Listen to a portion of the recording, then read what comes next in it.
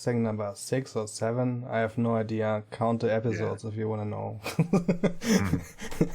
Anyway, welcome. So for today, we just decided on the main topic, life then and now, which can include a lot, obviously.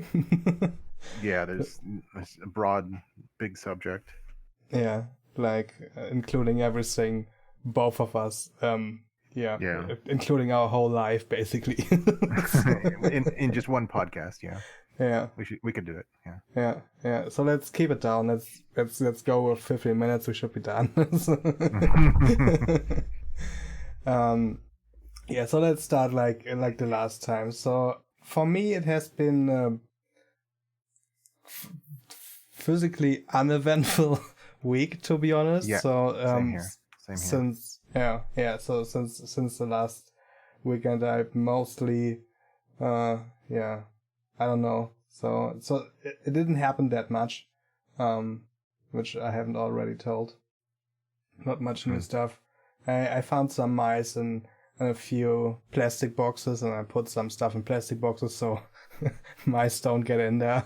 And then I drew out the plastic box and found a mouse family in there.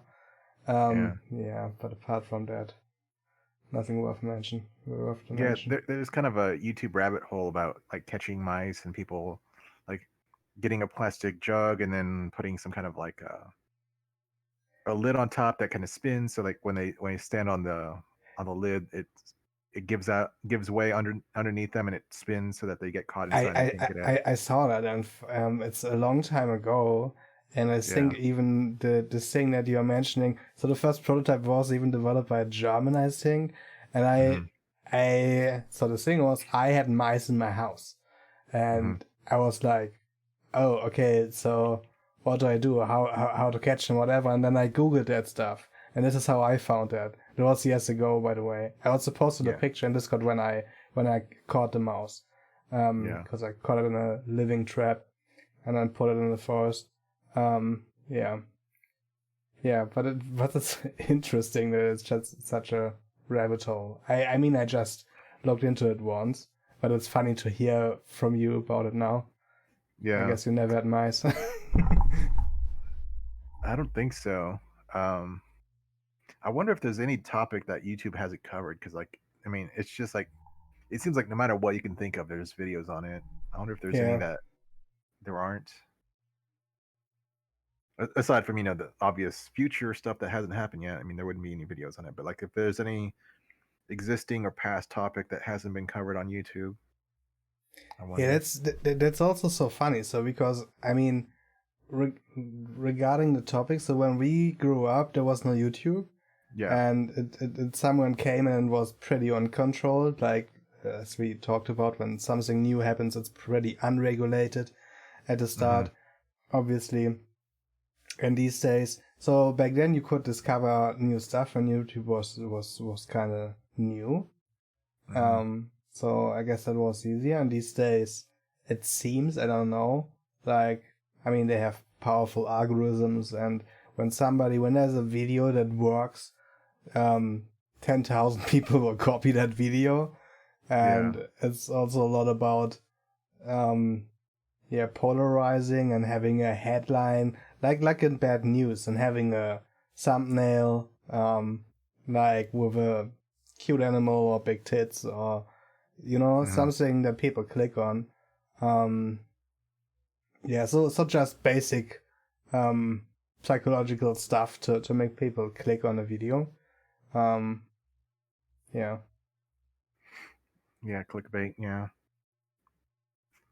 but it's interesting. I remember that I read that I don't know when, but I don't even know what exactly, but I read something that was on Reddit, and it was like YouTuber, I don't even know the name or what the content was, that some YouTuber, I don't know if he quit or he got banned or something, and one of the top posts was like, oh no, that was my youth. So this is how I what I thought about then. So that's an interesting one. So people growing up afterwards or after us, maybe not even, So that being their, I don't know, the main thing they watch, not cartoons on Saturday morning, but this Yeah. YouTuber that then just got banned, for example. Quite interesting. Yeah, I mean that's a good way to,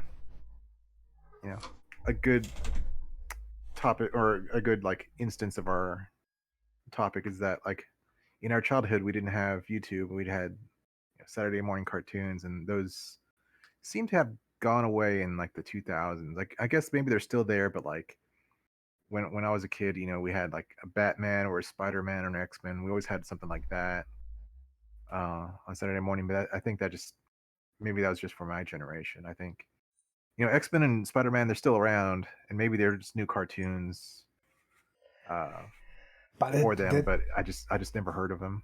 that's also a hard one. So I mean, there have been some cartoons that are supposed to be good. I mean, I can't really, I I don't really know that much because obviously we grow older.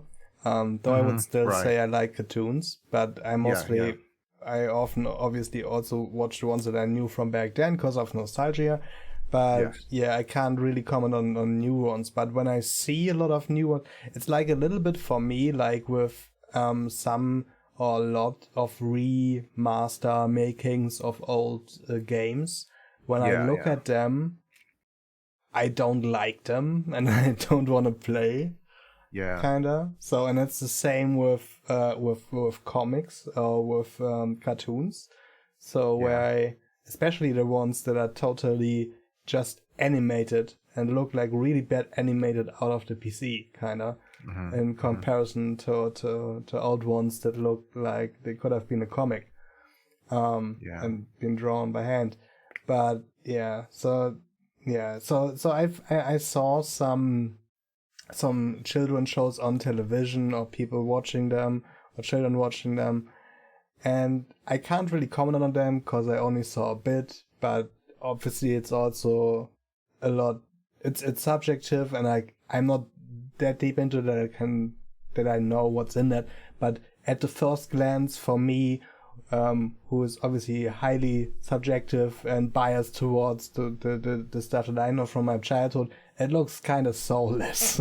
So the new stuff. Yeah.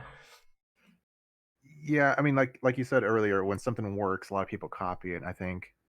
Um, so like when you have, for instance, I'm not sure if it was the first sort of the thing, but like of the thing of its kind, but like Transformers, the old cartoon and the toy lineup. I don't know if it was necessarily a completely original idea or not, but then after you got that, then you got a bunch of like spin-offs. I remember the GoBots was a cartoon that was just like the Transformers, except not Transformers. And so you got all these like people who want to copy and try to cash in while it's still hot. But as you said, I don't know if copies or remakes or remasters really necessarily capture the same spirit as the original. And Yeah. I was just looking at somebody on Reddit made this little graph um, comparing. Now, I mean, of course, this is all subjective. This isn't like an objective proof that remasters and remakes are bad, but it's just subjective. It's comparing original Disney animated movies like Aladdin and Lion King, etc., to the computer generated or live action remakes, and Hmm.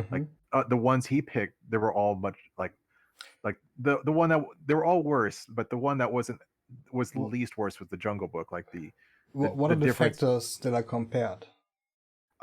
He's comparing solely the IMDb score, so Oh, completely okay. subjective. Mm-hmm. Okay. Um, based on that one system, that one metric. So yeah, I mean, it's not objective and foolproof and scientific. It's just comparing that. So like the Jungle Book had the least difference between the animated movie and I think it was I don't know if it was live action or CG or whatever, but like the new one Yeah. had the least difference, and the biggest difference was Mulan. And I think part of that was not only, or some people. I mean, I didn't really care to. Excuse me. I didn't really look. I didn't watch the original, so I'm not very familiar with Mulan. But No, me neither. some people were saying it was like just didn't have the same heart, the same charm, and the same soul as the original. And then on top of that, there was all this like Disney pissing off their fans by like they're not releasing in theaters, they're releasing on Disney Plus, and not only just so like you need to subscribe. I don't know, it's like $12 a month or whatever for Disney Plus. I don't know how much it is. I'm Yeah, not interested. wasn't it there also? I just read a headline, some outrage because they filmed Mulan somewhere in China, and they are supposed to to thank the regime of China for letting them film there, and because the stuff with the Uyghurs, I don't know if this is pronounced right in English, with Mm-hmm. was in media and and stuff, so they all said Yeah, don't watch the movie and bad Disney and stuff, something like that. I just read a headline, so I'm not really into that. yeah, that's kind of the Comment basic gist, is that they were more pro-Chinese in their Okay. in their advertisement or in the movie. I don't know. I haven't watched it, but No. so they're kind of, I don't know if I mean it seems like from what I've read, they're tailoring the movie to be pro-Chinese, so I guess it could sell well better in China, uh, but also not only so they're angering a lot of Westerners by doing so, but on top of that, not only do you have to subscribe to Disney Plus to watch it, but you have to buy it on Disney Plus for like $20 or whatever, $30 or Oh, whatever it is. And okay. the only place you can watch is Disney Plus. So if Okay. you stop subscribing to Disney Plus because You can't watch it anymore. I you get can't watch it. it. Yeah. You pay this $30. You're buying a DVD, but you can't watch it anytime you want. You have to like have the service to bit. And so there's just all this. They just completely. It seems like they really did a lot to Yeah, ruin this movie. they are doing a lot to get their own platform, to cash in on that. And this Yeah. platform exclusivity, no matter if it's a movie or if it's a game or whatever it is, or whatever platform it is, well, it sucks for the Yeah. consumer. I mean, it's good that there are multiple big players. So I wouldn't Mhm. say it would be, Steam is the holy grail, and it has only to be Steam. I don't like Steam, just to make that frankly clear. So it's good that there are different big players on the one hand, but it's this, okay, let's give them X amount of money to make movie or whatever exclusive and tied to our new service. It's Yeah. I mean, I get it's the easiest way to get people that really like the content to get into the service, but it really sucks. I find it disgusting. Okay, now that you say that, and I don't want to change your mind on Steam because that's your opinion. I don't want to change it, but I did make the claim that all the copycats aren't as good as the original. So if you want to put it this way, like the Epic Store and um, GOG and these other companies want to be like Steam, but Yeah. they're kind of copycats of Steam. Do you think there's any of them that are better than Steam? I like GOG's ethics. I like what they do, but they're not nearly as big, and they don't nearly have as many games as Steam does. Yeah. Yeah, but it's just I would say that has to do with time, just because when Steam came out with Half-Life 2. Everybody hated it because it wasn't saying anywhere that you are forced to install Steam to play the game. Everyone hated it. And you have to be online to play Half-Life, right? Yeah, I think you had to be online to register it, and then you could. I don't remember if there was an offline mode back then. I'm not sure, but everybody hated it. Everybody, Yeah. and I also played Counter-Strike back then, so it obviously was also needed for Counter-Strike from then on and stuff. Yeah. And Steam was a mess when it came out. It was really a mess. Everybody hated it. So, and it took that long time to get better. And I just say I used a hard word with hate. I don't like Steam. And the reason for me is just because you can't get rid of, there are so many little things that should animate people to do stuff that I don't like, and I can't turn them off. That's also the only reason why I like GOG more, because this is optional and I can put that stuff off. So I don't want Steam to I don't know, to give me trading cards. I don't even want to see that. I don't want to. I also don't want to see achievements. I just don't want to. And the last reason for me for Steam is also the stuff with the mods. So with Steam, there's the Steam Workshop, and you can use mods, which is obviously a good thing. So Steam made it so that the workshop only works when you are online. Which doesn't make sense because all that works offline. So it's just built in so that they made you to be online. So for some games you can fight guys online and you have to copy the mods into another folder to make Steam believe it's online and stuff. But that's really, really annoying. And so I'm aware that obviously I'm the really small percentage, but I don't like such things. And this is the only reason why I dislike Steam that much, I would say, compared to GOG. And I wouldn't even say that GOG is better. It's just, for me, so these things are optional and you can put them off. I can say, okay, you should count my playtime or you should not. You should give me and show me achievements or not. So, and this is just, so for me, when I'm really in a game, and I'm happy that during the last weeks I've been able to get into RPGs again, which when I streamed them I haven't been able to, and now I'm happy that I kind of got into it again because I thought, okay, my style of game just changed with me getting older and stuff, but now I'm in it again. So with these games, for example, when I'm deep into such a game, then I'm with the story and it's interesting and there's tension and there's some fucking trading card achievement popping up that annoys me, that gets me out of there. And this is such a basic thing, and Steam is such a big company, and it would be easy to get rid of this, but it just, same with the mods work offline. So just to make it sure, these are the reasons why I don't like that. Also, I was there when it started and it was bad. Yeah. And also, after you, go on. Go ahead. No, go ahead. What I think is cool, and I wouldn't say that Epic is summer written here, and I also would say that the shop is probably the worst.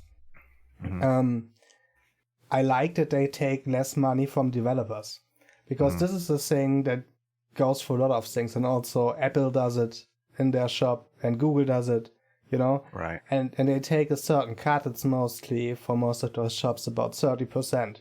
So when you put an app in there, 30% will go off to them. Some shops even, there have been some news about them fishing in some options like, okay, build something in. Anyway. So obviously it's a good thing if this gets lowered. Because the shops obviously, they give the platform so that a lot of people have the chance to be discovered because of that many customers that use that system, be it iOS or Steam or whatever. But 30%, I mean, it's good that there's competition in that. I like that fact, even though that's good. I don't really wouldn't say I like Epic or anything like that, but that's also an important thing with liking something. Why should you like Epic or Steam or Fight or Defend, for such a thing? So I'm the end customer. So for me, it's about I buy games, and these days most of the time I can't do it like I've done earlier and have a physical copy because they only exist online anymore.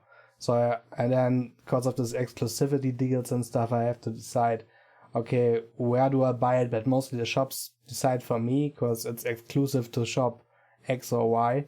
So buy there, or you have a choice. But then there's still, when you have a choice, there's stuff like, so for example, there are, and this is also often communicated really bad. There are, for example, games that you can buy on GOG and Steam. And okay, there are sometimes different language versions because of license stuff, but another thing is that there are certain games that you can only then play with other people that have it on the same platform in multiplayer. And that's obviously another pretty bad thing if you separate player bases, especially if the game isn't that big, you know. Yeah, I don't like. I mean, it's always been a thing. You know, if you're playing Mortal Kombat in the Mega Drive, you can't play Mortal Kombat with someone on the SNES. Yeah, you can't sure. connect them, like obviously. And so, but like that was because you know the Mega Drive and Super Nintendo didn't have online connectivity. Uh, and yeah, it would make it difficult if you had to make two separate games for two separate architectures, cooperate so that you can play. You know, someone with the Mega Drive can play with somebody with the Super Nintendo copy of it. Sure, yeah, that's difficult. But if the developer wants to do that, then there's no there. There would just be a case of them having to like implement that and test it and make it work, rather than Sega saying, you know what, no, we're not interested in our games playing with Nintendo's games. You know, no, we're not going to do that.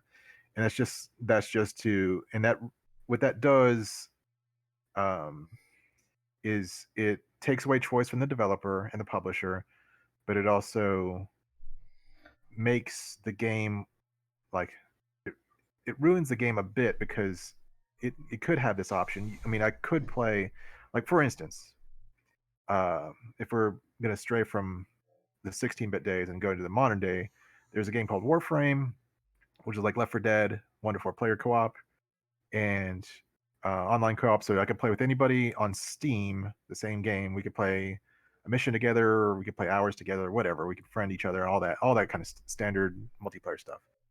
But the game is also on Xbox. It's also on PlayStation 4. It's also on Switch. And I can't play with those people unless I buy that hardware and I buy the copy of that game and then make a new account and then, you know, do all that grinding because I have over 5,000 hours in that game because I played it for 6 years, like pretty steadily. Like I would have to create an all new account, do all that grinding for all that stuff again. And, you know, it's if I wanted to play with somebody on the Switch or whatever. And to me, it would just make it a better game if I could just take my, you know, my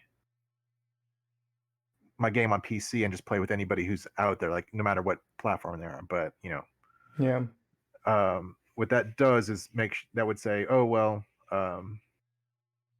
it takes control away from the platform holder from Sony, from you know, Sony and Microsoft and Nintendo, because you know they make their money on the 30% cut, as you said, and if you could play the game with anybody, then you know that's taking control away from them, and they all have their own like you know, their chat system and their achievement system, and they all have this and that. But I don't know, it just seems like it should be able to like because the PlayStation 4 and the Xbox One they're just PCs with different operating systems.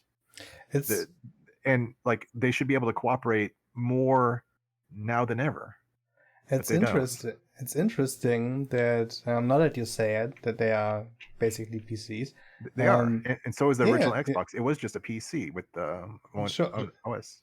sure. What's interesting is that when you look back, I mean, obviously also back then there have been online parts or components or like the satellite view, for example, Yeah, or stuff like that.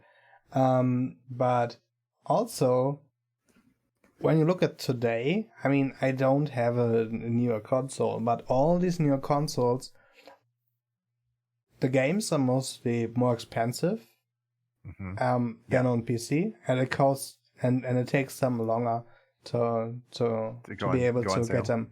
Yeah. Yeah. And they make the players monthly pay for servers. Yeah, and with that, there's a bundled thing like, okay, you get free games, but you also get this exclusive deals, and the same thing that Steam does. So here's our exclusive system, pay for it, but you get much stuff. So it's a little bit like, okay, we need that for this and that, and then it's a little bit like, okay, here's the carrot, you see, and you also get stuff, and now you're used to it, and now we got you. And man, that whole paying for online multiplayer has aggravated me ever since the original Xbox implemented it, because it's like someone coming up to you and saying, "Hey, would you like this can of air? It's $5." And you're like, "Well, I've got air all around me for for free." Well, I mean, this can, it's $5. You sure you don't want it? And then what happened was a lot of people just said, "Yeah, I'll take that $5 can of air. That's just the same air as everything around it." And I don't get why so many people fell for that trap. Like Yeah, same, paying like same. ever since, the days of, Doom and dial-up modem, you just needed someone to host the game Yeah, and you could play yeah, with them exactly. for free. Like you would have to pay your phone company for the time, they charge by the hour or the minute or whatever. Yes, I mean that's not free, but like if you had unlimited access, if you paid one rate per month for internet, then you could play like any game that supports multiplayer. Sure, yeah, Yeah, the developers got to put up the servers, but uh, you know, if someone wanted to host their own game, then they could just, if they had the bandwidth and the computer to do it, they could do it. yeah, And just it's just such a step back to charge for something that was free before. And I yeah, hate yeah. that so many people bought into it. Yeah, same. That's really interesting to me to this day, because I never got it. It was always the same as for you. Like, oh wait, now we have to pay for that, but the others Right. also have servers that they have away, so it's more expensive there. It's yeah, it's like this state the old Steam of the developers. Right. I mean, it'd be like you bought the game on Steam, but then you've got to pay a fee to Steam, to Valve, so you can play it online. Like, no, I wouldn't freaking do that. Yeah, yeah. And that also ties them to their own system where they then can offer special Right. deals and stuff. So Right. that's kind of interesting. I mean, from a business perspective, that totally makes sense. Get your own system where you get in your own products, where you don't have to, I don't know, pay a 30% fee to somebody else. So get your own marketplace and bind people to it. You know. Yeah. So it totally makes sense. It's still kind of, yeah. But then again, my question comes up: are the copycats, the Microsoft store, the Sony store, the Yeah, Nintendo store, are they better than the original store of Steam? Like, I guess I don't have them, so I can't answer that. But man, Steam isn't. I'm not saying Steam is like the best thing ever. It's has its problems, but it's pretty compelling from all the games that they have, and then you can play them online. And yeah, yeah, but and I agree with you. Like, if you don't want the achievements, and you don't want the cards, and you don't want this and that, just give me a Switch to turn all of that off, yeah, and then I could just play the game, because I don't want to do all this stuff. And that's, I mean, we're switching topics briefly, but I'm going to say that's the same thing with Microsoft. If Microsoft wants to give us Cortana and their browser and all of this stuff with the operating system, that's fine. Just give yeah, me the switch option to it turn off. all Yeah, of that off, yeah. and But they know that whatever. nobody would use it. That's the Yeah, problem. right. It's like Don't. it's like with Steam. So if they haven't forced us with Half-Life 2, what everybody wanted, nobody would have used it. Yeah, Nobody. Everybody shit on it, but they were forced to use it. So yeah, this is the hard first step that always happens, and it happens because of Half-Life 2. It happens because of server cost. It happens because it doesn't have to happen. It happens because it makes sense from a marketing point of view yeah, to bind people to a system, to your own system, where you then can build on in that system. yeah. So yeah. So. Mm. I don't know. I don't know how we get. How did we get here? I have no clue. Oh, But because we were talking about Steam and how before Steam you just bought the game, and it was yeah, what you bought was essentially the incomplete game. And if it was yeah, buggy and there unfinished, were then that times. was what you're stuck with. And I mean, I guess before Steam you could still get patches, but on the Yeah, days of sure. like floppies, there was just really no getting any kind of patches Yeah, realistically. and there also were buggy games back then, so obviously, but not that many. Right. And that also meant when the game was buggy, it was. I mean, these days it's totally normal that a game comes out and It's it's like unfinished. Yeah, it's unfinished, and there will be day one patches that are bigger than the game you preloaded before and stuff like that. And that's totally fucking normal. Which is, by the way, also a thing that I don't get now that we talked about the other things. Same with kind of strange DLC practices or stuff. Where they kind of lock something out of the game and then sell it as DLC later. So with all these kind of shady practices, I don't get why people still buy the games. I just don't get it. So for me, it's just like, okay, I mean, I also did this, but then it's like, okay, I buy the game. Okay, this really sucks. Okay, I will never again do that. So these days, when a new game comes out, I will wait mostly a few months to buy it. Right. So to even be able to get a finished game. Because if you play the game and there are major bugs in it, or there's something missing and it comes out later, because, I don't know, there can be multiple reasons, like, okay, the release date has to be then, because otherwise publisher will give us X amount less, and this can't happen, and we have only paid them for this amount of time. And then, and then there's a patch that makes the game like it was supposed to be 1 month later, but you already played through it. Right. You know, there's so many of these things, and I just don't get why.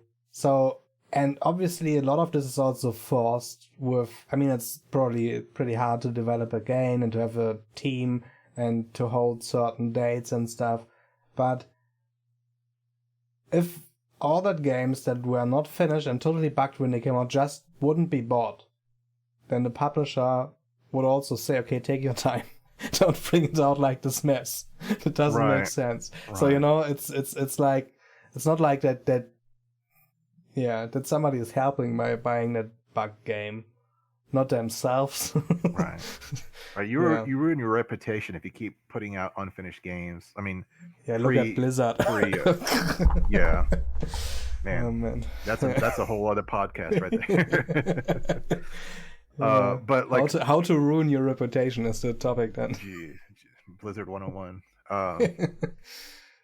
But no, you said, like, you covered kind of when you were talking, you were copied 2 different like topics I wanted to throw in there. And real quick, unrelated, is like you said, when games are put out nowadays, they're unfinished and buggy. They get a day 1 patch. I still remember the day Windows XP came out, and the news was saying, okay, if you get Windows XP, there's this patch you have to get because it fixes security issues. And I'm like, how did you put the code and say it's finished, take it to the manufacturers, press out, millions of copies of the CD, print out all these manuals, the boxes, just, send it all to distributors, send it across the world, knowing that there was these stupid issues in the thing and it wasn't ready. Like, it just really bugged me. That on day 1 they had all these securities. I mean, nobody had it. On day 1 you had to get the patch because there was issues with it. Like, I'm thinking, why would you upgrade to that when that's the carelessness of their management there. I have one other thing. I don't know it firsthand, but I read it. So, Tony Hawk, obviously, and there's a remaster that came out. For the old games, yeah. Yeah, I looked into it. I mean, I played the old games on stream, and I liked them, so I only played the first one, to be honest. I haven't played the other games. But I liked that back then. I played it also when it came out. And I also remember that when it came out, I first had a demo. That was the time when I still had the demo, and I played the demo level so many times that it was my favorite level then. Because that was the only one that was in the demo. Anyway, so I looked into that and thought, okay, yeah, maybe I will buy that one day. I also still have a coupon from Epic and stuff. And, well, when I looked into the game, I saw, okay, it's mostly positive. Some critiques, not that many people on the streets and stuff. And then I found out a really big thread that seemed to. So basically, I will try to break it down. They changed the game. There was kind of a silent patch that now requires you to be online to start the game. so it can't be started without an internet connection. And there's And no it online worked before. Yeah, and there's no online multiplayer, There is right? online multiplayer. Okay, but you have to be online to play single player, and that's Yep. So you need internet for when you start the game, and I think this is again cause of de novo probably. It's this copyright mechanism that all people hate, and that's so stupid. It's so stupid to bring that into a game, because I remember, I don't know the name of the games, but there have been multiple games that came out with that, and a lot of times the developers got a shitstorm because people really don't like the Nuvo. yeah. Also because it slows down performance, but not only then, they scan their whole PC and stuff. So yeah, people don't like that at all. And I remember some games that took it off after they got shitstormed by fans. Yeah. But maybe, I mean, probably they will also take it off. Probably it's probably most important for the first few months when the game comes out. I'm guessing now from another standpoint. So it's like, okay, just use that for 2 months, and then we are good, and we can say, okay, we take it off, fans. There you go, stuff like that. So yeah. But then again, like if that's the case, if the de novo is on for like a week or a month or whatever, then like you're saying, just wait a few months and then and then the game will be better. Yeah, exactly. I mean, I won't buy anything when this is on, just from principle. But yeah. I try to wait for like I almost never get a game like new, especially on day one. I usually just let people talk about it, because the people who are going to have something to complain about, they're going to come out and they're going to say, oh, this game, it does this, it has de novo, or it's buggy, or it runs poorly, and then okay, well, let someone else do the complaining for me and do the get it complaining for fixed, me, and then yeah. if they don't fix it, then I don't buy it, and that's just Same.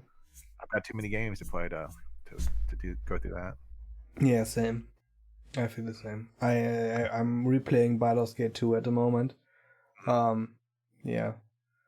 I mean, Baldur's Gate 3 is being developed, and it's being developed by a company that hasn't done Baldur's Gate 2, but a company that's done a pretty good RPG that I can now confirm because I played it.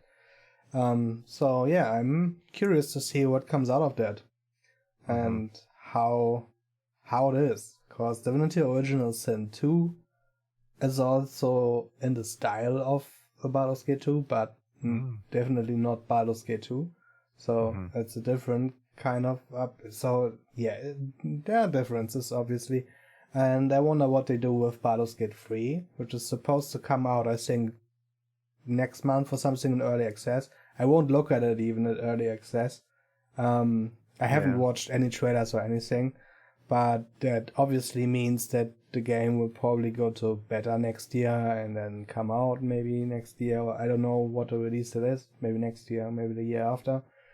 And yeah, I will if they don't fuck it up, which I don't think, then I will definitely play that. And yeah, I'm really interested in that, because Baldur's Gate was one of the series that got me a ton deeper into RPGs back then. I really like it. Yeah, so now we kind of with that, when I talk about that, I get a bit of nostalgia. No, it's too late. We're past that subject. Yeah, I think so too. Just complain about games and Steam. No, because I was just thinking, like, if I were a smarter kid back then, I would have rented games more, and if I would have liked that game, I would have bought it. But I just like, I don't know. I mean, it's been so long, so I don't know how I came up. Like, as a kid, I somehow bought or acquired just a lot of crappy games, and I think maybe they were just on clearance. But like for NES, what's on clearance? What does that mean? Like back in the day, back when I was a kid, and I had a Nintendo and an NES and a Genesis, like I wound up a lot of bad games. I think I rented some, and then maybe I owned some, and I really don't remember how I got them. But like back then, like if you bought a crappy game, you're stuck with it. Like I Yeah, mean, I sure. guess you could take it back if the store was nice, but I mean, you had to like if you could only buy a game like once a year or maybe three times a year or whatever, you really should have spent the money on magazines Yeah, to try to see what the to good call games were. or call the hotline. Yeah, exactly. Yeah, It was just so these days we have access to so many things, to right. tons of things, and all the people. For a lot of people, it's hard to even decide. So what do I want? It's like, okay, fuck, I don't even know what I think I want to watch a movie, but I don't even know what to watch. And Yeah, then there's too people are, much. yeah, and then there are people looking at lists what to watch for 1 hour and then go to bed without watching anything. So, Yeah, and yeah, back then, like you just said, it was just you maybe have a handful of games, and this yeah, obviously also means that you like to play and you invest a lot more in that game when it comes to time and to find out stuff. Cause yeah, it's not like you have you have I don't know you have three figures of games just on your handy or yeah. wherever. So Because back then there was a lot of games. There's not Nintendo games, a lot of Master System games, and then there was you know the Apple II and the Commodore 64, and then Amstrad, et cetera, et cetera. And there's all these different systems, a lot of different games, but like you could only, I guess the most people I knew could only afford one system. Like you never went to someone. I mean, you'd rarely know somebody who had like both the NES and a Master System and a Commodore 64 and like and an Apple II, or like yeah, nobody I knew was wealthy enough to own multiple. So like once you got the Nintendo, like that, all those it's a other system. Yeah, systems, those all those other systems you couldn't try out. Like you yeah, just had to stick Nintendo. And of course, we didn't have Amazon, we didn't have the internet, so you were limited to whatever the your local stores had. I mean, that was your selection, that was your library essentially, yeah. and you just hoped that they carried good games. Then I think they just, I don't know if many of those stores played their own games, played the games that they carried, or just saw, oh, this is selling, let's just get this and this and this. Like you're kind of is out of your hands on what was on selection for you. Well, it's also pretty important when you think that there are still tons of places in the world where this is normal. Not even regarding games, but regarding everything. Yeah, There are regions in the world where there's one hardware shop and you're happy when you find something that is in the direction of the thing you wanted and you can make it right, somehow possible, for example. right. um yeah, yeah, that all changed a lot. So Yeah, I yeah. don't know. So Yeah, what else? being online and having like mail delivery really changes what you can do and what you can own. Yeah, definitely. So much. I Um, mean, when I think about what things I wouldn't have when I wouldn't have ordered them, you know. mhm, So just like I would have to be bought in a store, in a local store here, and yeah, yeah, would be pretty empty here. yeah, Gotta be honest. Yeah, and what's also and like interesting. and like One everything in childhood isn't like, I guess, I don't know if it's just all of us, or I guess maybe it depends on who you are, if you remember childhood as good or not. I mean, there's certainly, like, as we were growing up, there was still crime, and there was still hate groups, and there's everything that's going on now, more or less was happening when we were kids. We just weren't yeah, aware of it. So we just, you went to school, you came home, and you could play video games as long as you didn't get in trouble and make sure you do your homework. Like life was kind of simpler that way. You didn't really have a lot of yeah, responsibility, and not everybody had that childhood. Not everybody had video games. Not everyone had like a yeah, sure. you know. I mean, some people didn't even like. Some people were foster children. They just were thrown to somebody to look after. You know, it's not like everybody's childhood is better. It's just like, I guess, from our own perspective, it seemed better because we weren't really aware of the pollution and Yeah, politics and and foreign policy and all this stuff that's we see now in the news, and we understand now. We just didn't understand it and see as a kid. yeah. What so the thing is, back then, obviously there have also been news and all these things happened like back then, like you said. But the news were basically the newspaper and the program on television that you Yeah, and weren't the watching. radio. Yeah, Yeah, and that's yeah, it. exactly. So, and well, what's also important about this is I think that, okay, to a certain degree, especially like now, to a certain degree, it's important to be informed, but only to a certain Hmm. degree, and it can Yeah, still be healthy to a lot of people. I think, like we just talked, like the kid back then that didn't cared for that stuff, that just right. did their stuff, played with people around, and didn't care for, well, the pollution of the earth and all that inequality and stuff like that. And obviously, these are all important things, but, well, you can't solve them on your own, and you Yeah, won't make the world better by, yeah, thinking about that when you are 6 years old.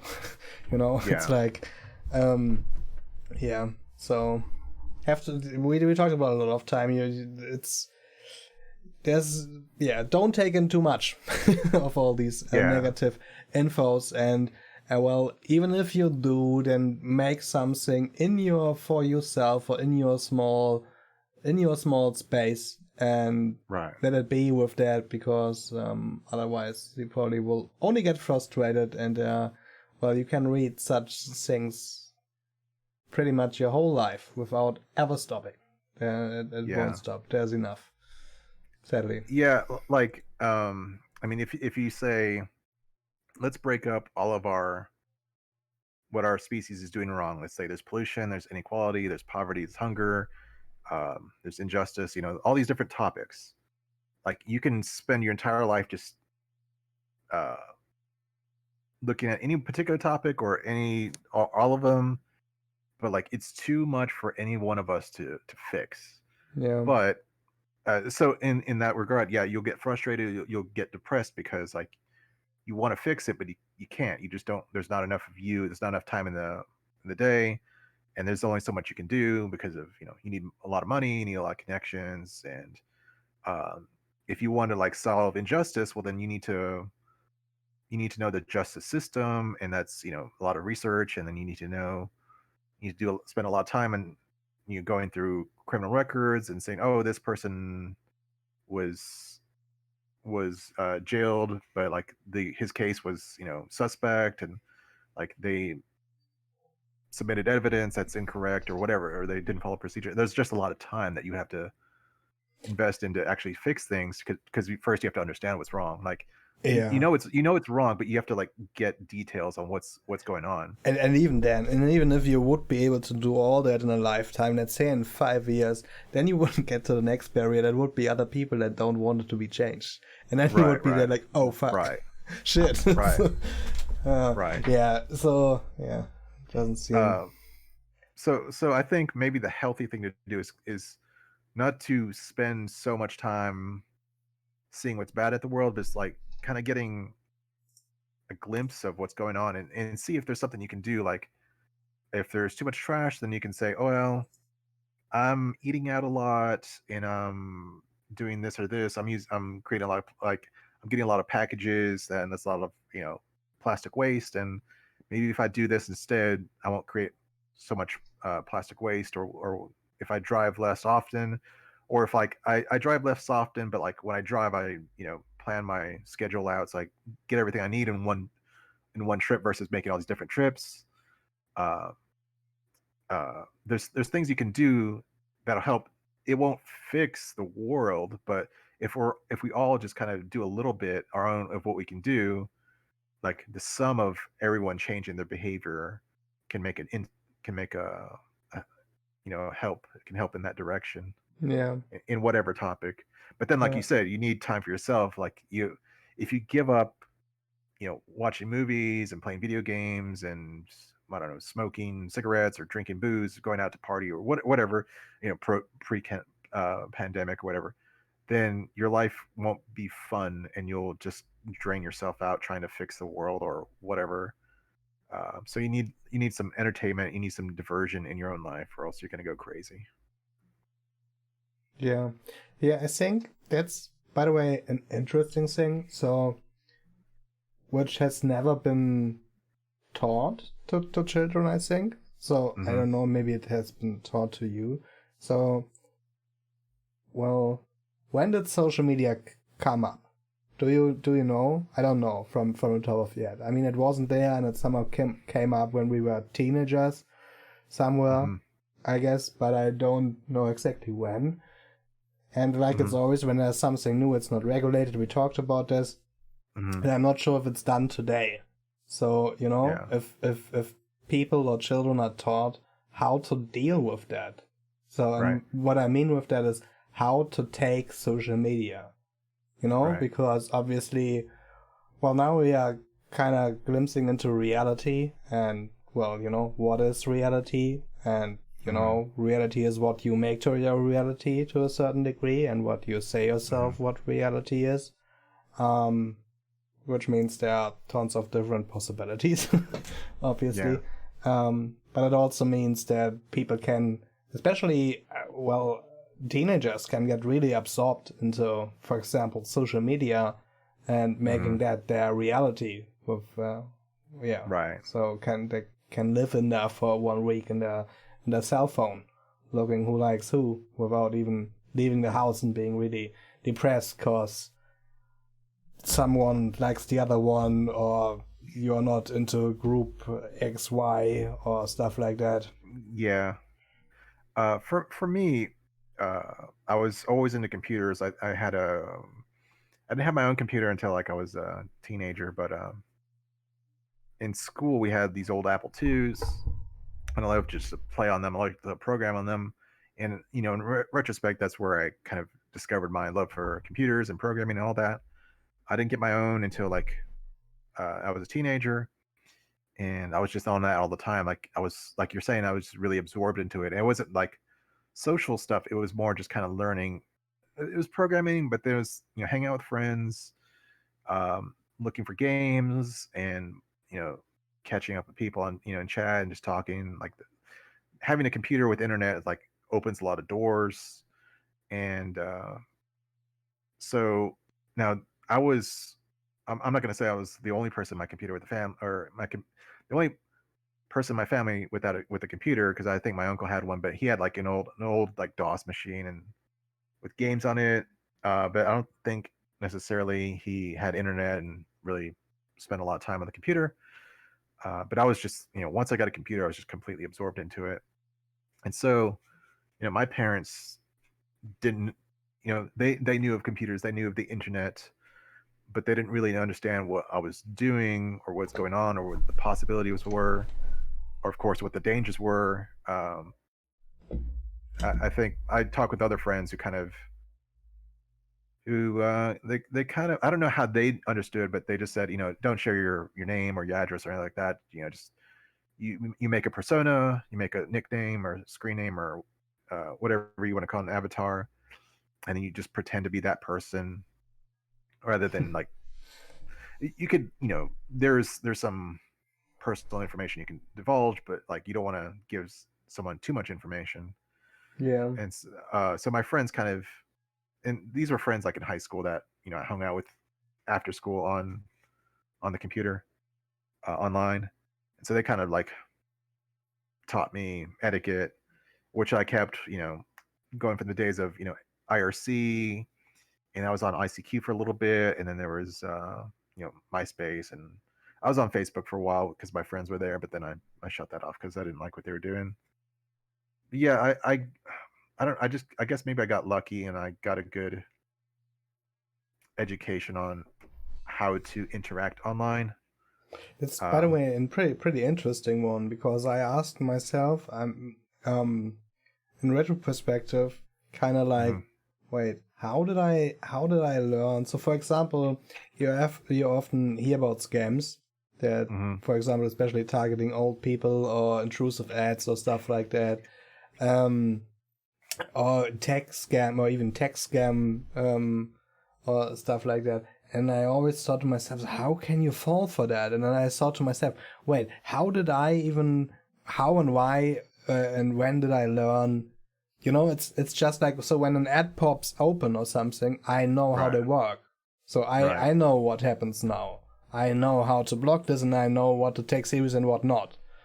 Right. But yeah, I couldn't even say I learned it through time, obviously somehow, but I Right. couldn't really say how I learned it. I learned through all the time using the internet, and probably also even making wrong clicks over the time.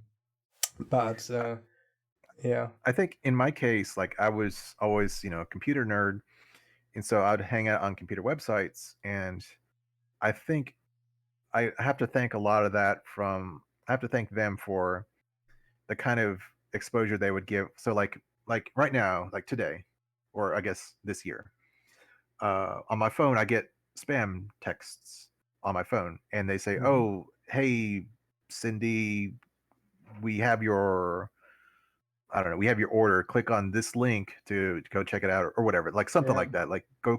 It's always we have something for you, or did you have?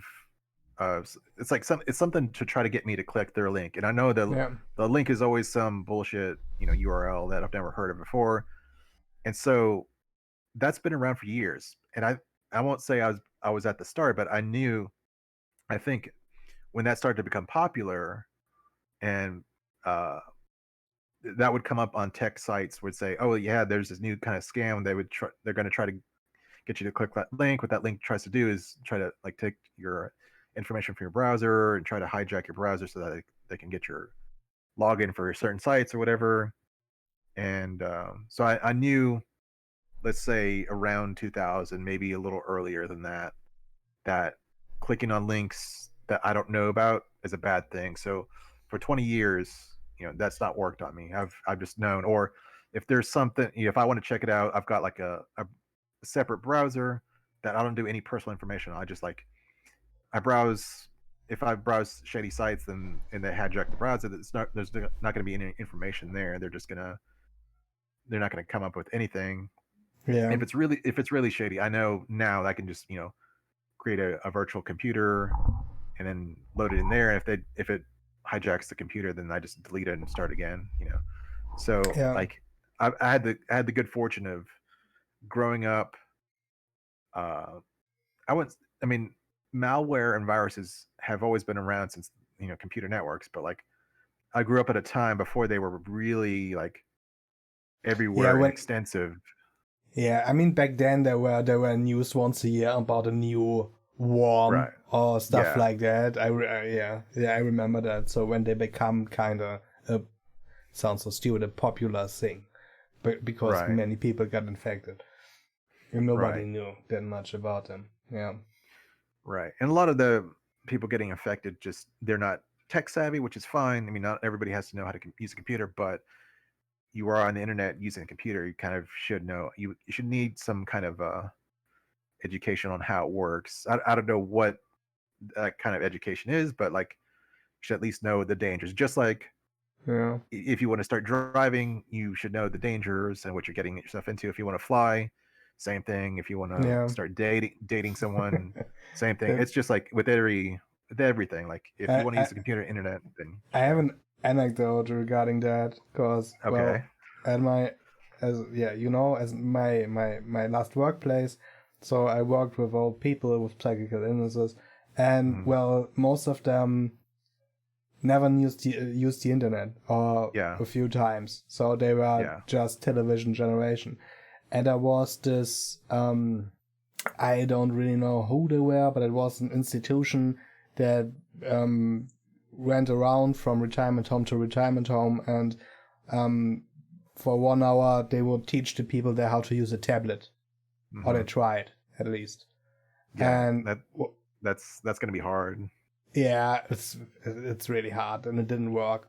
So, Yeah. but the other thing was that the people that worked there, we were talking about like, well, if the people there now, so obviously they can do what they want, but we don't have a network there where they can log in or stuff. They can buy what they want with their own money, but it's not theirs. There was no internet in the house, and that was for reasons. Because there, for example, were a few people that were there because they always spent all their money and ordering more stuff than they could afford.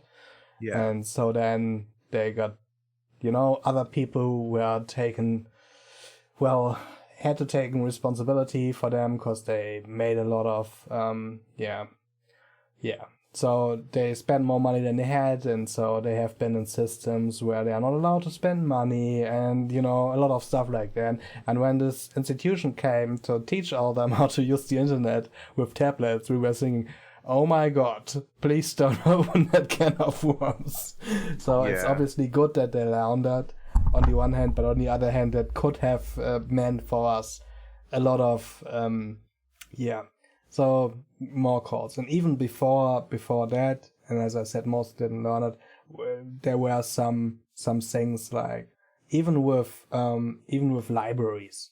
So for example, there was one that came to me and said, "Oh, I really don't want to say that, but I had that earlier also, and when I was younger, and she had about 10 DVDs and 10 books from the library for 4 years." And always got letters from them. They were telling them, you have to give them back or you have to pay more money. And she felt really ashamed and didn't want to show anyone that. So stuff like that. And it was even before. And then we thought it would get worse, but it didn't. So all good.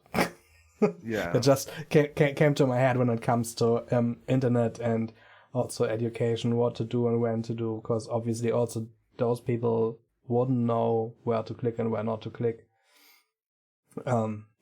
Regarding what even is advertisement, for example, looking for something and knowing that the first thing on Google is an advertisement, or just even basic stuff, or not click that advert of the young girl saying, "I know where you live."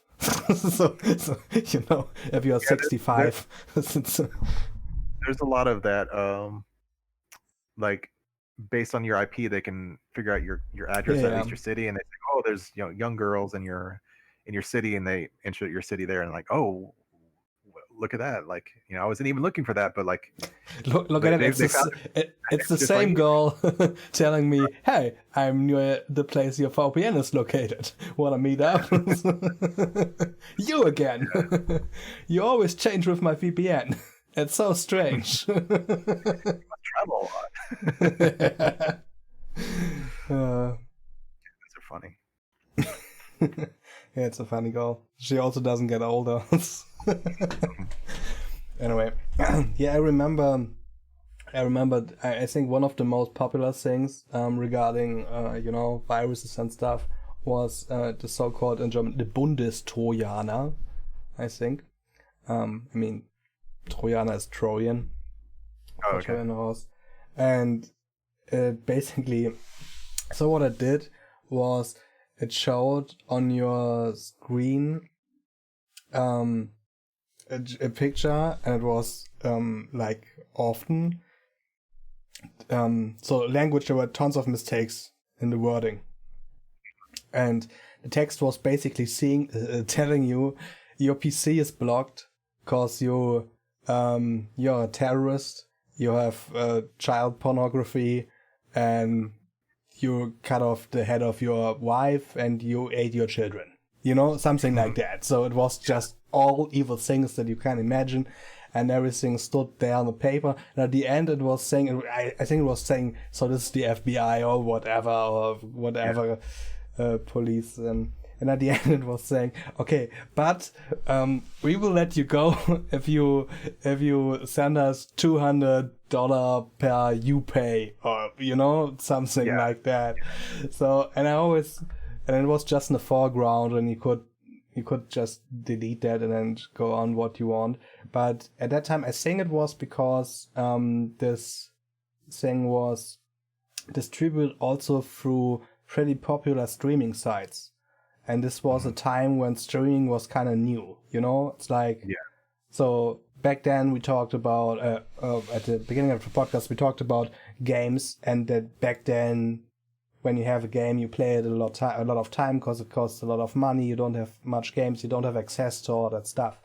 And that's kind of changed in gaming when you were able, when it was able to, for example, burn a game, burn a PlayStation CD or stuff like that. And it's the same with movies. So when that started, also all that stuff, there was a lot more stuff that you could come to. And in all the schools, it was, I have the new game or movie. Do you want to have it? I need a rolling, which was an empty CD. Oh, no businesses. You were talking about like the Trojan horse and all that, and that reminded me that on YouTube, you know, like on your phone app, you'll get like all these recommended streams based on your browsing history, that things that YouTube, the mighty algorithm might think you're interested in. Yeah. And of course, you get advertisements in there disguised as streams and all that, thanks to YouTube. But there's also like scams, and one of them was, and I keep reporting it every time I see it, just make sure, like, because I know it's a scam, but I know not everyone who sees it knows it's a scam. But the scam is, it's a live stream. It's got like some backgrounds, like a stage background with, you know, scrolling text or something like that, or diagrams, and it's got Elon Musk talking. I don't know, I haven't actually clicked on it to watch it because I know it's a scam. But it's the title is like, SpaceX is giving away 200,000 bitcoins, and then if you, like, in the description it says like, if you if you donate 1 Bitcoin, we'll give you 2, or some kind of scam like that. And you know, and I know that's just a scam. And but it's so hard not to saying, okay, but so like we talked before. It's Elon Musk. He's a good guy. He would give away bitcoins, right? And that's the thing, right? Yeah, but you always have to think about who is so fucking stupid. And I'm so sorry, but you know, you always think. But I also remember one other thing regarding this, which even is offline, which happened before this, and it's called in German the Enkeltrick.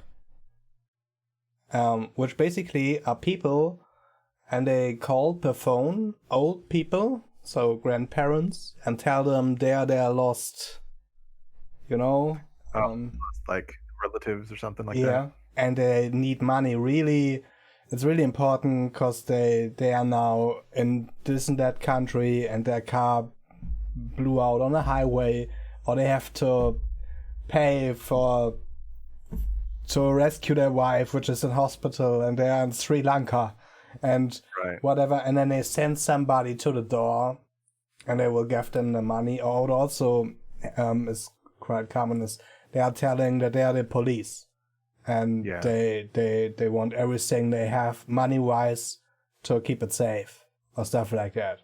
And they always try this with old people. There have been some kind of gangs that do this, that live a quite luxury life, and send different people out to do that.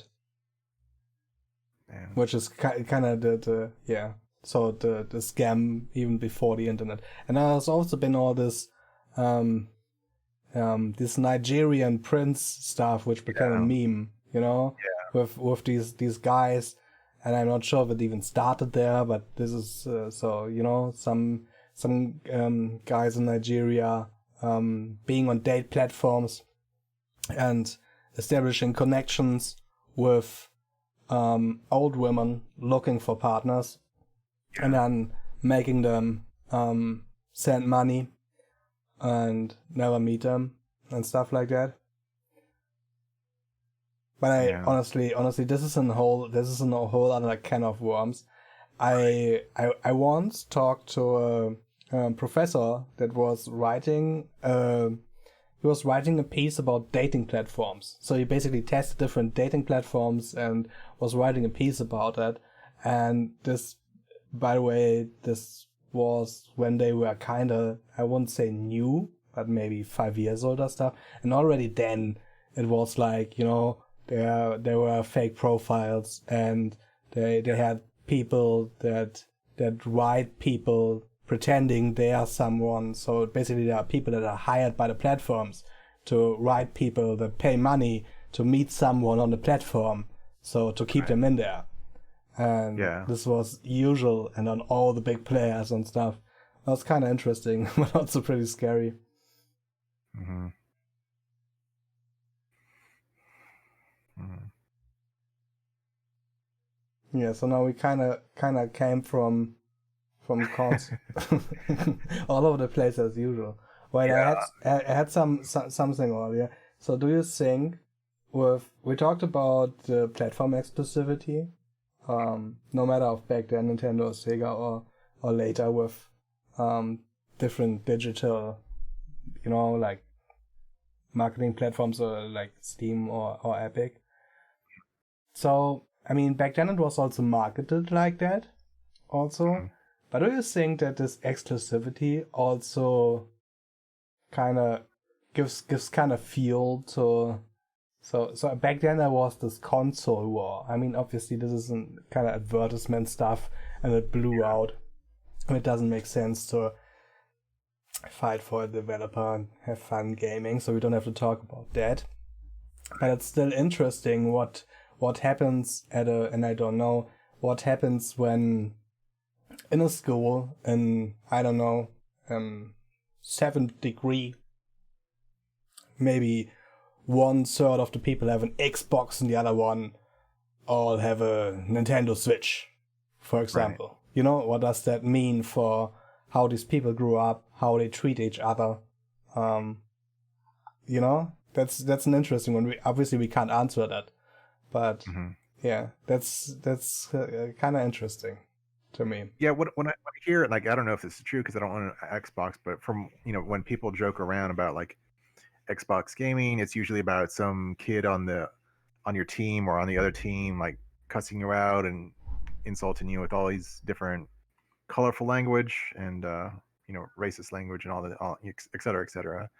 But then Nintendo, you don't get that on Nintendo because they don't have voice chat, and if they do have in-game communications, it's really like limited. Like, I need this or go here or something like that. And I think Nintendo deliberately on their online games like exclude. Yeah. Well, I don't know because I don't own one, but I think they deliberately exclude like voice chat and text chat specifically to prevent that kind of like abuse on their system. I think that also makes a lot of sense when you look at just their targeted audience, because well, a lot of people are young, and also a lot of people are kind of like in our families or stuff like that. So if there's a scandal, and it's pretty easy to get a scandal when you have voice chat, they'll just imagine what happened if Nintendo would release voice chat on Switch on all games. There would probably be 1 million hungry YouTubers waiting to make funny YouTube videos with the new Nintendo Switch Live voice chat. Yeah. So it's probably it's the safer route for them, obviously, and also so many small children to make fun of. I'm just exaggerating, obviously, but so I get why they don't do it. And I mean, this is it's kind of a dangerous thing. So if I would have voice chat anywhere, it would just like be okay, I can put it online, but I won't moderate it at all. You're on your own. So everything else would be a total fuck up and horrible. And with Nintendo's reputation, I guess why they don't do it. Yeah. But it's funny how I mean, I didn't know that, but you said like kind of like the Xbox kid is the meme for someone going with racial slurs and being annoying and stuff. Did I get that right? Yeah. Okay. So that's a general a funny thing how stuff becomes a meme or kind of related to something. It's also kind of interesting. So in my youth, that happened with names. or not really in my youth, after my youth that happened. So after I grew up, and I never understand it then, and I probably won't today. So there was Kevin. I don't know if that name exists even in America. It does here. Okay, so after my school time, so I finished school 2005, and a few years after, there was this, I don't know, this trend. Everybody said like, okay, it's like people saying you're a Kevin, and kind of using it like a slur. I never knew what exactly a Kevin was or what they were known for to this day. It was bad to be a Kevin. Yeah, it's the same like with Karen today. Though with that I know I kind of get it after seeing some of these posts. Okay, so this is what you are supposed to be, a Karen. I wonder why it's a Karen. So was the first one called Karen? Was it but Kevin the same back then? I have no clue. I totally don't get how such a thing happens, and I'm also sorry for all the people that are called Karen. It has to be horrible.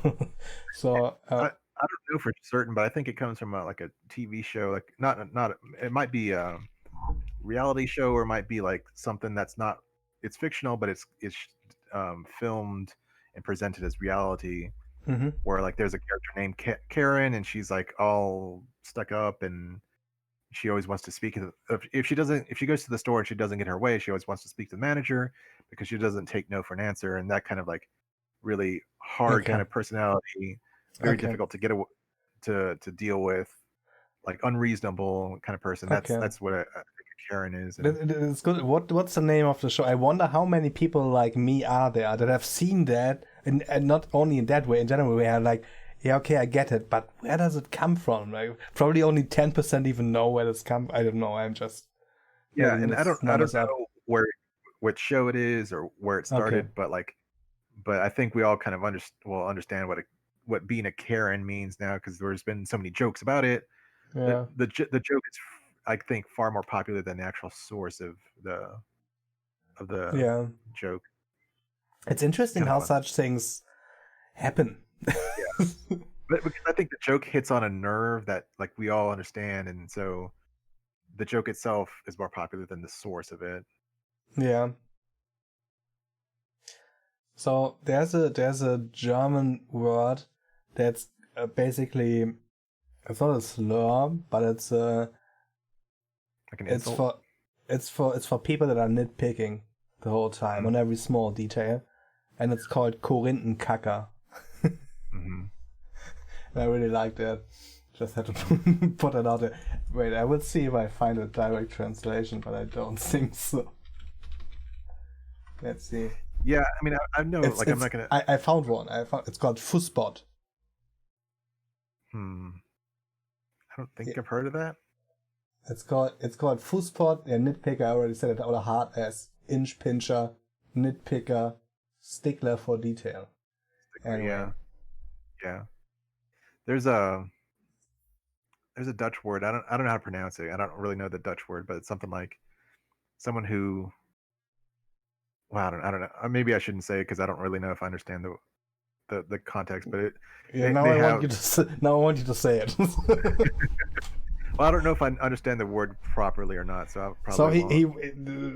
Okay. So disclaimer: the next word that Bregan will say he doesn't understand, and we don't mean any. I'm now saying the word. Well, if I understand it correctly, because I just I don't understand Dutch, and there was something like that. There's an insult for a person who really like nitpicks, and I think it translates to ant fucker, because I don't know, they like something like that. If they really like are really picky about the details or something like that. I think, is it Nierenäuger? Something like that? I don't know if that's it. I would have to ask. I know a couple of Dutch people I could ask that. Yeah, I just Googled it and I found it in Urban Dictionary, and it's translated with Anfucker, and it's Nierenäuger. I like that word. I have to Nierenäuger, but I have no idea how it's pronounced. But now we are back to childhood a little bit, because I remember that when I was a little child, it was it was important to know a lot of bad words. And always when learning a new language or having somebody coming from another land in class, the first thing that you would learn would be the bad words in said language. Yeah. Yeah, because like that's how you bond with friends, is using the bad language. Yeah. Also, you can insult other people with them without them even knowing what you're saying. Yeah, but as I said, that kind of was funny back then. It's probably also cause it's like, not that they are forbidden, but it's like, oh no, don't say that. And what does a child do when, oh no, don't say that? It says miren oika, or whatever word. Yeah. Yeah, it says it's a Dutch insult for someone who pays too much attention to details. Yeah. It's always ignored and has a little penis. It's funny how just every language has their own little, like, their own set of insults for probably. I mean, there. If you look at all the Dutch insults, there's probably like, if you look behind the reason behind them, those reasons are probably common throughout the world. Just have different words for and insults for the same kind of person, like someone who's picky or someone who's hard to get along with, or someone who's promiscuous in the bedroom, et cetera, like all that kind of, or a liar. There's probably like all these different terms for the same kind of person. Do you know that word that I just posted? It's a dried fruit. I know of it, but I don't think it's allowed here in the U.S. Okay. So the German word means current chitter, translated. Just wanted to translate it directly, because we mostly put two words together, and that's the word for nitpicking in German. Current chitter. Oh, it's funny to directly translate stuff.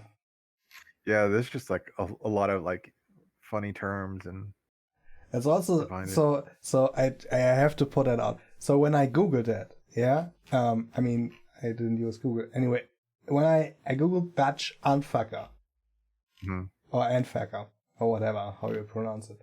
So first I found what I read out. Then I found some other links, and the fourth link that I found is a Reddit link. It's called "What kind of ants would you fuck?" Ant fucker club, and it's fucking. There's an ant fucker club Reddit, and that's the okay. Anyway, I won't click on it, but it's interesting. It's interesting what you find. Yeah. Rabbit holes on the internet. Yeah, there's another one of those. Let's not get into that. Yeah. Maybe there's no exit when we are in. Yeah, that was kind of interesting. I didn't expect that at all. But yeah, this is how it's usually going. So I don't know. Do we even want to tackle the other topic? I'm kind of out of the loop now after talking about about console wars and end fuckers. Because we have a topic and then we usually just bullshit around. We usually just ignore it. The main topic somehow. But then this time we tried to start with the main topic and we got off topic. Yeah, we should never do that again. So, I mean, we tackled a few things regarding that. We just went through the park of growing up until to video consoles, and then that's it. Yeah, we just both played too much retro games. There was another rabbit hole where we fell into, not being able to continue normal plan. I still play retro games because they're because I mean they're more fun, but the question is why they're more fun. I think they just get more to the chase about, well, at least the games that I play, they're more action games. And yeah, there's new, Call of Duties and all that, but I think they're kind of just retreading the same ground. I don't, if you played like, let's say you got all the Call of Duties games like installed and you picked one at random, would you know which one it was versus another one, like another one of similar year? Like, could you really say, oh yeah, this one is, distinctly the one from this year versus this year, or whatever. But like because they to me they seem to blend together. I don't really play them, but from what I see, they kind of just it looks more the same every year. Every time they released one, it looks just like the previous one. Whereas like if you play, there was 3 Mario Brother games on the NES, and if you play either one of them, like they're distinctly, I mean they're all platformers, they're all 2D, they all have chip tunes, but like they're distinctly different. Yeah. So like you could really easily, like just from a screenshot, tell you, oh, that's the third one or that's the first one or whatever, because I think they're different enough. And that's not all retro games. There's plenty of that kind of Me Too, copycat syndrome. Yeah, sure. There But are also so bad licensed games. oh yeah, I streamed over 300 bad games, and so I have my fair share of Yeah. copycats and dull games and janky games, and some of them are still fun, but Yeah, that's I think one thing that you can do. I only tried them and then I'm like, okay, never try it again. So I accidentally tried some of them, but with intention go for all that bad stuff. There's too much good games for me to do that. But I found it interesting to see you suffer from time to time. So, give you that. I think that's what draws people in, is they just want to see me Yeah. score on these terrible games. Yeah, And probably. just 300, that's just the tip of the iceberg. I mean, that was just because what I did for that list is just go and Google worst NES games, and then I put those games on the list, and then worst Genesis games, put those games on the list. But that's just like what people played. Like there's so many that are bad that no one talks about, and there's plenty of dull ones that no one is going to talk about. Like Yeah, that's a good thing, because I also like to play the rather unknown games, but that's a good thing with bad games. I mean, okay, I gotta take out the worst ones, because it's like, everybody talks about the best games, everybody talks about the worst games, but not so there's a lot many of people. unknown. Yeah, but there are so many unknown games in between that are interesting, because there have been so much talk about everything extreme, Yeah, every best or worst or genre defying or whatever. It's yeah, that's all that stuff has been covered tons of times, so it's interesting to see the thing that falls between a little bit. That's also why I liked why I played so many games that recently got translated and only have been in Japan for earlier and stuff like that. I find that really, really interesting, a lot more than all this Marios and Zeldas that I like, but that I already played and seen tons of times. So, no need for me to play that same game in a randomizer. Or not saying that's a bad thing. Just do what you enjoy. But for me, there's so much undiscovered stuff that's really interesting to me. But it seems that that's also covered. But the main stuff that's covered is it's most of the time the big classics, which, well, there are maybe multiple reasons for it. Probably for one's interest, because most people know those games. So most people are more interested in the well-known games because they know them themselves. And I mean, I haven't seen any children in retro. Probably there are playing that games. I have mostly seen people playing that games that played them back then when they grew up. right. So this is the most people that do such things. Not saying there are exceptions, but this is the most thing I see. And it's perfectly fine to put out new content about Super Metroid or Mario or Zelda or Sonic or whatever. But I've already played those, and I've played those years ago, and I want something like you're saying, something I haven't played.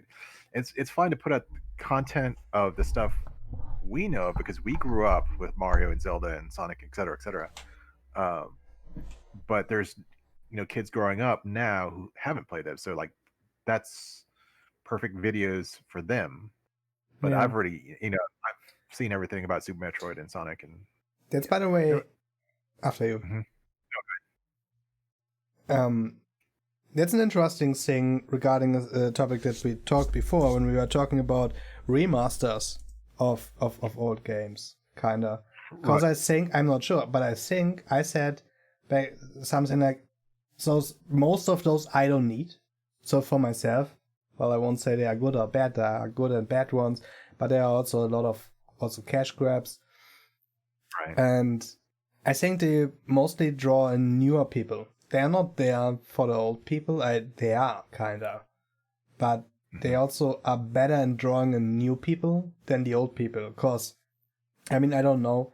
I'm generalizing a lot, but I think a lot of the old people also want the nostalgia from back then. So, for example, well, we talked a little bit about Baldur's Gate. So, I mean, I said it a lot of times. I don't like Beamdog. Beamdog is the company that remade all these old games. So they bought a license of Baldur's Gate, Planescape Tournament and stuff, and they make enhanced versions. Well, Right. so basically well, so for some games it was better, for some it was worse, I guess. But so basically they took content that was already out there on mods that were for free, put it to the original game. Then they took the original game off the shelves from every digital market and put out the better version that they made with the mods for 4 times the price. And yeah, and also what I really hated with them with Baldur's Gate was, and I can only say this there because I haven't played Planescape Tournament from them. They put in new content that sucks. Mm. They put in new content in their old game, and their content sucks. So they put in new NPCs, and even so, okay, they put in a DLC. That's fine. You don't have to buy the DLC. And just look online at so you can look at the games and the DLC, and they are all like, okay, all 5 stars, and look at the DLC, there's 1 or 2. So you see how the content is. But they even put in NPCs in the original game. So now, if you play the original game, you have to run around and not be really into the game because you have to write down the names of the fucking NPCs they put into it. So you have the ability to not talk to them. So for me at least, because I'm like, no, I don't. Fuck your content. I want a game from back then, and well, Yeah. I read about one of their characters and was like, no, I don't want. Don't ruin my game. Fuck you. Yeah. I don't want to play with you. Yeah. So, and this is some, you can't take a classic game that everyone loves, put it off the shelves, make a new version where you add nothing that wasn't there before, apart from content that nobody wanted. Right. Ah. Yeah, I think that's what I'm like from my perspective. I'm seeing a lot of that remaster stuff. Like, let's say, let me pick. One thing, and what's even worse, it's cool that new people get access to games that they wouldn't get access otherwise, because they won't, fiddle with mods and stuff. But these people will think that it's the original game with that shitty content. Okay, now you can go on. So let's say Super Mario 3 for NES. Like, that's a classic game. There's really nothing you can really improve upon it. If they were to remaster that, like, sure they could have better graphics and maybe like a good 60 frames a second animation, more animation, maybe some more power ups and stuff like that. But I think maybe the best thing they should do is add like a save system. So there's like not much you could really like with the best retro games. There's really not much you can change it. There's not much you can change and make it better. So it's very difficult. Like you'd have to just do something very simple, like, well, I say simple, but as in like, not as in like it would be simple to to create it, but like something um to change it from like the 4:3 old Yeah, ratio to like the widescreen, making it widescreen. I'm yeah, not saying it's easy, but that would definitely make it more accessible. And then of course there's all like with old PC games, like there's all like these Windows calls and stuff like that that aren't there anymore or whatever. And so when you try to run an old game, it doesn't run because it's expecting this, but the new Windows doesn't have that. It has this instead. So like there's stuff underneath you could do, and I think GOG does a lot of that. yeah. When they bring it onto GOG, they do all that grunt work of making it Th- widescreen and where it can use USB controllers and et cetera, et cetera, et cetera. Yeah, they also pre-packed the standard emulators that you could use on your own, like Scum or DOS for people that just... Yeah, they do all that behind the work, and I think that's worth the money. Like, if I don't have Yeah, to like go on the website and then try this, but this doesn't work because it's from 2006, so let me go to this other website that's from 2010. Okay, let me try this. No, it doesn't work because things have changed since 2010. So let me go look, and then okay, this if someone's already done all that and it just works on Windows, then that's yeah. worth the money. I mean, I have PC Gaming Wiki as a bookmark, so you're right. I fiddle with so Yeah, many games, and I still have some games that I really want to play. I really want to, and I still own them original, but I can't get them to work. And I've right. tried probably a dozen times, and it's like down to a point where I install that game maybe 30 times, and I get so far that I can play the game, but on the whether the sound is not working, or I can't load the cutscenes, or something's always Yeah, not working. And it's like every 2 years I think again, oh, I want to try it again, and it never works. It's like, yeah, if I ever buy a new PC, I will set up an old PC with probably Windows 95 or something like that. I have to figure out what exactly to put on there then to get most right. of the stuff that I wasn't able to get to run before get to run, hopefully. And then I will get into that shit again. But yeah.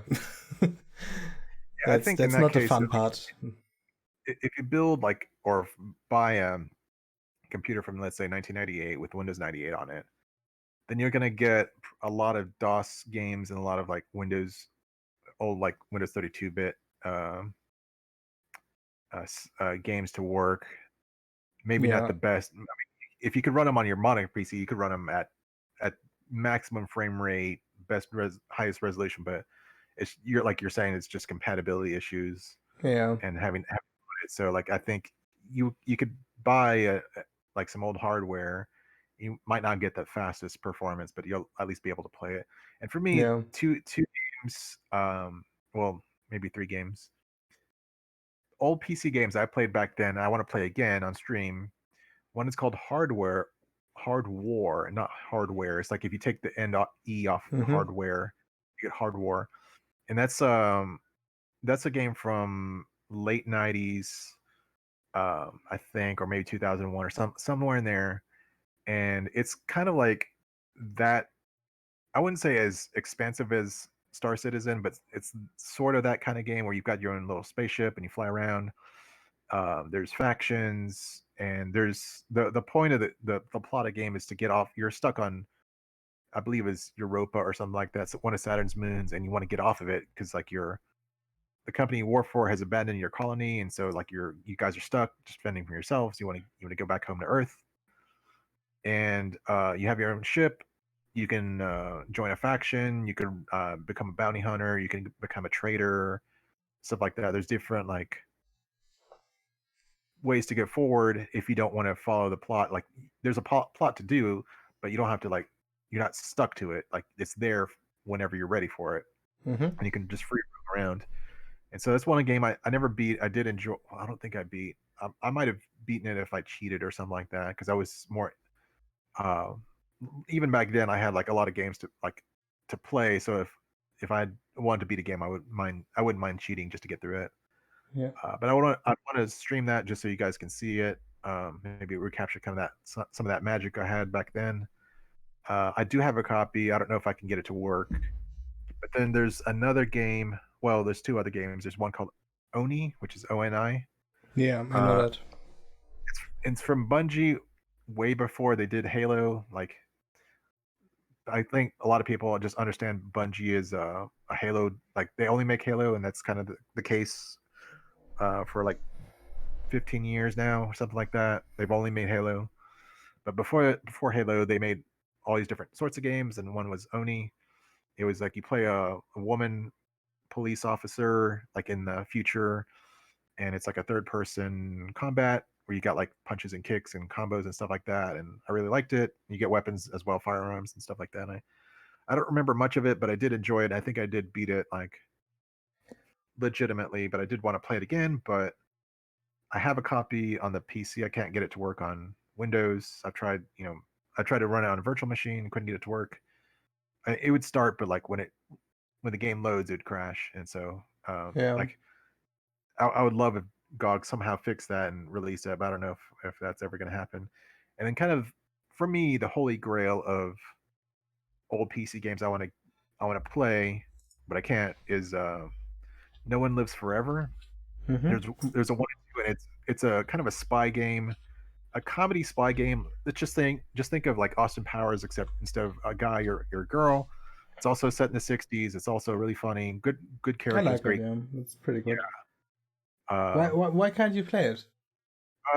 My copy is corrupt, and so I was playing it, and I got into um Have you tried? I mean, I have the game original, but I also played through it on stream. But there's a version from fans online and died due to the licensing chaos, yeah meaning nobody knows who even owns the game. Well, I say if you want to play it, I buy it on eBay, but just download the version because they already patched it with widescreen fix and everything. I even downloaded the version and did it because it was much easier than to fiddle all the patches yeah and stuff with my own version, and it worked out of the box. So just try the version. I had no problems. yeah. I just wish because of the licensing issue, GOG can't do it, and I think that's a lot of people on GOG were saying that very thing, and like that's one game or two games rather that many of us would want a remaster of just so that we can play it Yeah. again. So, It's so just not possible. So for me, one of the games that I wanted to play that isn't even that old. It's from I think 2000 or something like that. It's Wheel of Time. Um, I will Google it to know when it came out. And well, I have the Wheel of Time, and well, back then I played through the game. I liked it. Also multiplayer was kind of cool. Only I played only a few times, and it's based on a really big fantasy story by Robert Jordan. Yeah, Robert Jordan. And I listened to the audiobook. By the way, the audiobook consists of 38 books and all are over 24 hours long. So I listened to that over years. And it's a really, really good story. So it's probably the closest when it comes to fantasy stories and quality towards talking, I would say. So it's really good. And I played the game back then. I didn't even know that it was based on the story. I just played the game. And, well, then after I finished the story, I was like, wait, fuck, I have the game. I want to play the game again, now that I know the whole story. And that's when I tried to get it to run again, and I'm at that point that I can run the game, but so the best thing that I get to do is I can't... So all the cutscenes don't work. Yeah, And yeah. that's...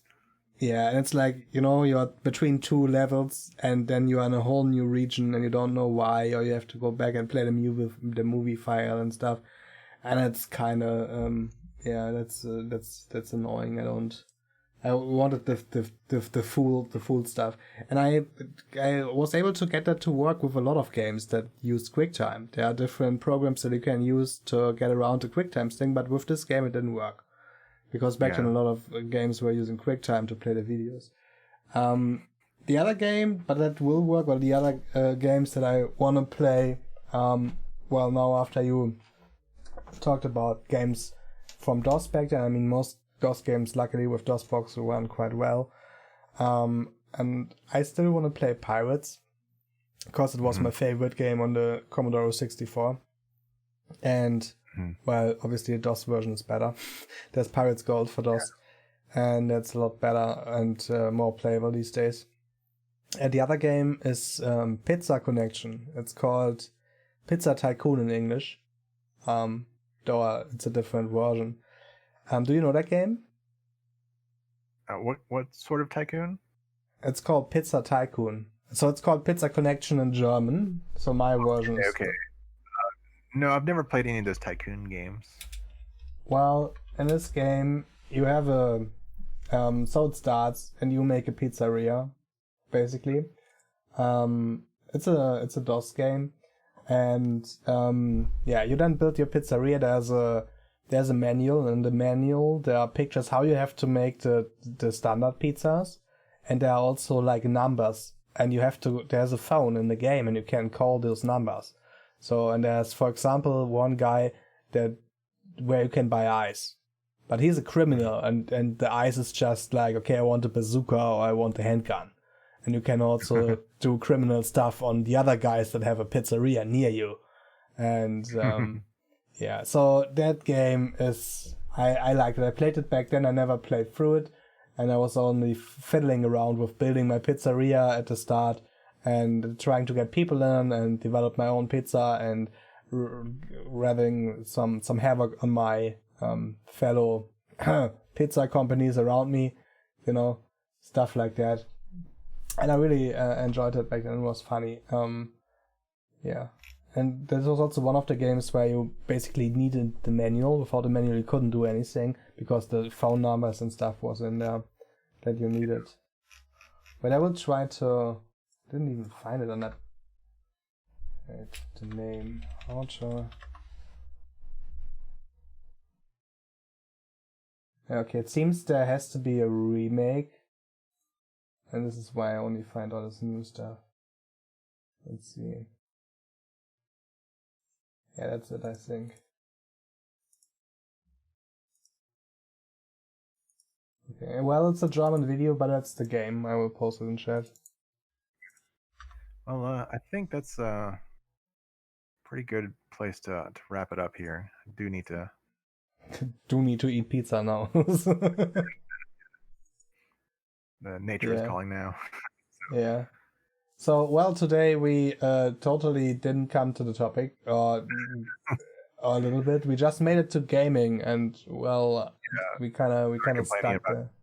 And Microsoft and Sony and Nintendo, that's fine. Yeah, I think so too. So, well, maybe we'll come to the today announced topic next time. Who knows? Maybe not. Anything goes here.